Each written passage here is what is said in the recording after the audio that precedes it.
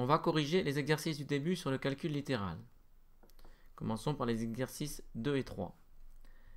Donc l'exercice 2 est relié à l'exercice 1, qui est un exercice corrigé. Donc exercice 1, pour réaliser des travaux de peinture, l'entreprise Toucolor facture 100 € pour le matériel et les déplacements, puis 7 € par mètre carré peint. Exprimé à l'aide d'une expression littérale, le prix à payer, grand P, pour réaliser des travaux de peinture. Donc dans ce problème, on voit qu'il y a une inconnue qu'on va appeler X. Cette inconnue, c'est le nombre de mètres carrés, donc l'air, à peindre. Donc solution, l'entreprise Toucolor propose un prix qui dépend du nombre de mètres carrés à peindre. On note X, ce nombre de mètres carrés.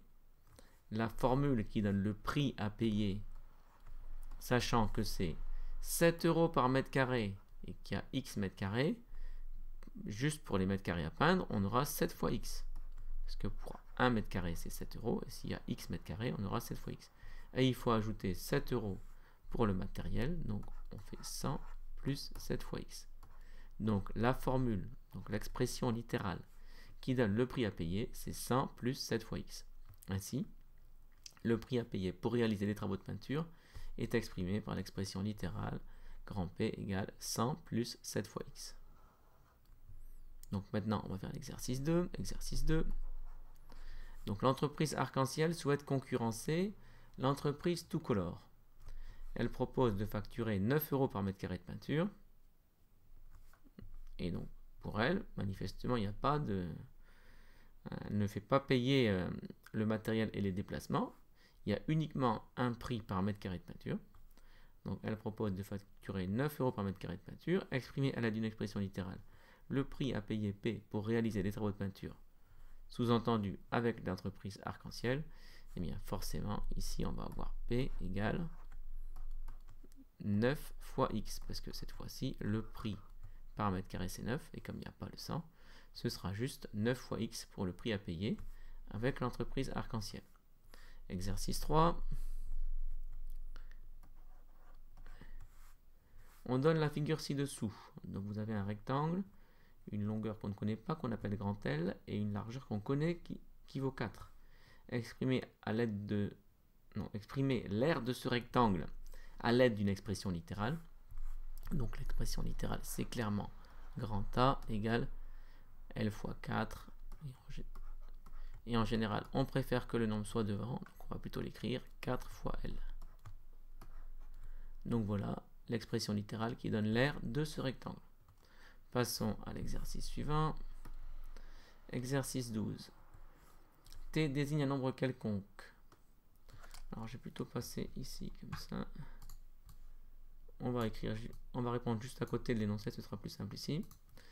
Donc T désigne un nombre quelconque exprimé à l'aide d'une expression littérale utilisant la variable T. Le double de T.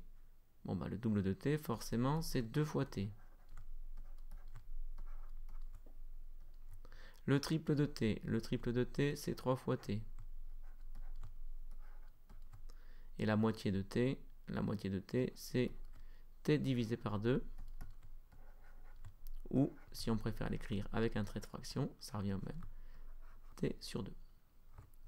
Exercice 13. Exprimer à l'aide d'une expression littérale le périmètre et l'aire du rectangle ci-contre.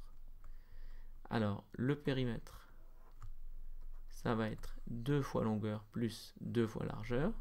Donc 2 fois longueur, ce sera 2 fois 5, plus 2 fois largeur, 2 fois L. 2 fois 5, on peut le calculer. Donc le périmètre, ce sera égal à 10 plus 2 fois L. On aurait pu aussi prendre une autre forme qui consiste à utiliser le fait que c'est 2 fois le demi-périmètre. Donc 2 fois la longueur plus la largeur. Donc c'est soit l'un soit l'autre. Hein. Et donc auquel cas, ça aurait été 2 fois entre parenthèses 5 plus petit l. Les deux expressions sont bien entendu égales d'après la distributivité. Exercice 4. Non, d'abord l'aire d'abord. Donc l'aire ici de ce rectangle, pas de problème, ça fait 5 fois L. Exercice 14. Exprimer à l'aire d'une expression littérale le périmètre et l'aire du triangle équilatéral ci-contre. Le périmètre, ça va être 3 fois le côté parce qu'il est équilatéral, Le côté c'est B, donc le périmètre c'est 3 fois B. Pour l'air, c'est côté fois hauteur divisé par 2, ça va me donner B fois H divisé par 2. Exercice 15.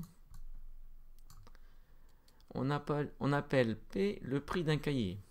Donc la variable ici, qui va un peu jouer le rôle de X, c'est P, petit p, le prix d'un cahier.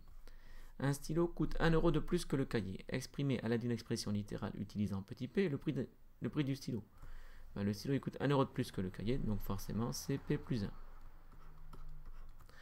Une gomme coûte 3 euros de moins que le cahier. Exprimé à l'aide d'une expression littérale le prix de la gomme. Ben, le prix de la gomme c'est 3 euros de moins que le prix du cahier, donc c'est P moins 3. Un classeur coûte 2 fois plus cher que le cahier. Exprimer le prix du classeur en fonction de P, c'est 2 fois plus cher, donc ça fera 2 fois P. Un effaceur coûte 3 fois moins cher que le cahier, donc forcément son prix ce sera P divisé par 3.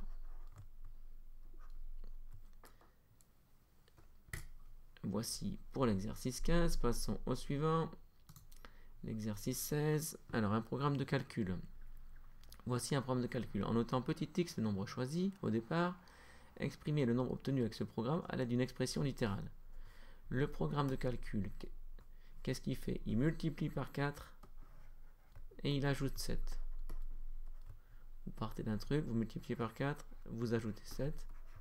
Donc si vous partez de x, forcément vous allez obtenir 4 fois x et ensuite vous allez ajouter 7, donc vous allez obtenir 4 fois x plus 7. Donc on obtient le nombre obtenu et on va écrire le nombre obtenu est 4x plus 7. Le nombre obtenu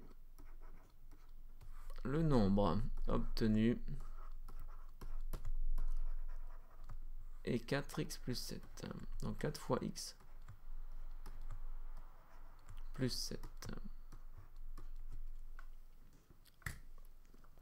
Passons au suivant. Alors, cette fois-ci, on demande de calculer l'expression littérale qui est ici. Donc, x fois entre parenthèses x plus 18 pour différentes valeurs. Donc, c'est comme si on voulait appliquer une formule. Donc, on y va. Exercice 22, petit a. Pour x égale 3, et on va calculer la valeur de l'expression littérale. L'expression littérale, c'est x multiplié par x plus 18. On remplace x par 3. Ça me donne donc 3 fois 3 plus 18. Autrement dit, 3 fois 21. Autrement dit, 63. Petit b, si cette fois-ci, on prend une valeur de x qui vaut 10. Mon expression va valoir x fois x plus 18. Ça vaudra donc 10 fois 10 plus 18. Autrement dit, 10 fois 28. Autrement dit, 280. Et enfin, petit c. Donc, pour x égale 2,5. Cette fois-ci, mon expression va valoir x fois x plus 18. On remplace x par 2,5. Donc, ça fait 2,5 fois 2,5 plus 18. Autrement dit, 2,5 fois 20,5 que je vais faire à l'aide de la calculatrice. Donc 2,5 multiplié par 20,5, ce qui me donne 51,25.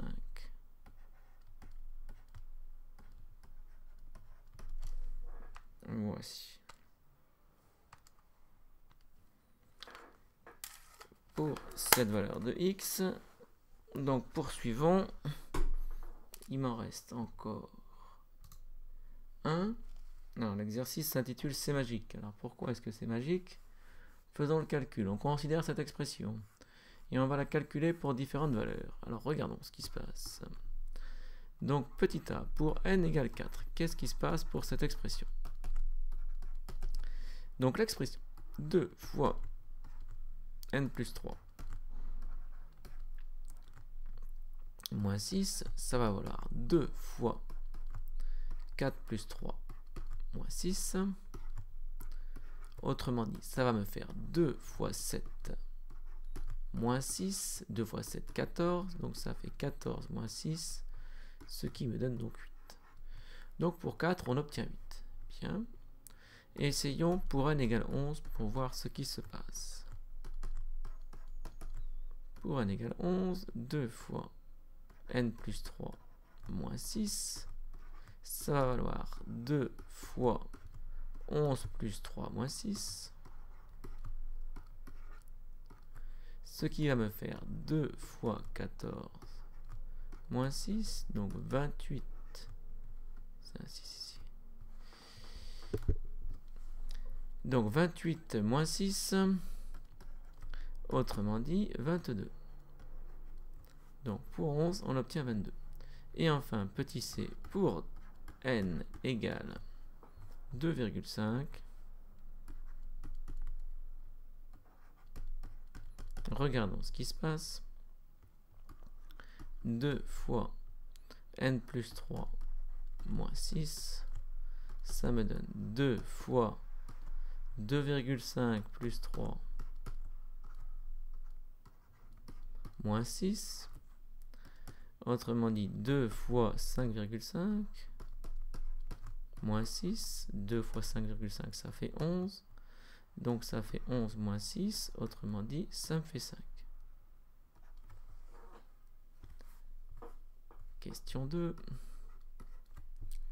Alors, on constate que pour 4, on obtient 8. Pour 11, on obtient 22. Pour 2, 5, on obtient 5.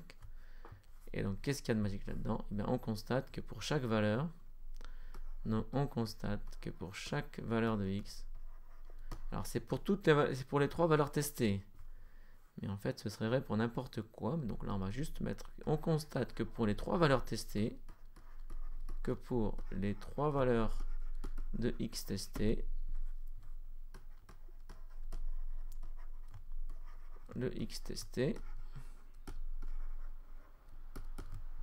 on obtient le double de x. On obtient le double de x. Alors, ce n'est pas une coïncidence, hein. Ça marcherait pour n'importe quoi. C'est la distributivité qui m'expliquerait que, en fait, cette expression, c'est pareil que le double. Autrement dit, si on appliquait la distributivité, ce que je ne vais pas faire maintenant, parce qu'on fera plus tard, 2 fois n plus 3 moins 6 en tant qu'expression, c'est égal à l'expression 2 fois n. Vous pouvez mettre n'importe quoi dans n, et vous obtiendrez la même chose en appliquant cette formule ou en appliquant cette formule. Et qu'est-ce qui explique ça? Eh bien, c'est la distributivité, parce que si vous distribuez, le 2 là, si vous appliquez la propriété de distribuer, la propriété de distributivité, vous vous rendrez compte que ces deux expressions, ben, ça donne la même chose, à savoir quand c'est sous forme simplifiée, donc c'est cette forme qui est la mieux, hein, c'est 2 fois n en fait. C'est masqué, mais cette expression, c'est pareil que 2 fois n.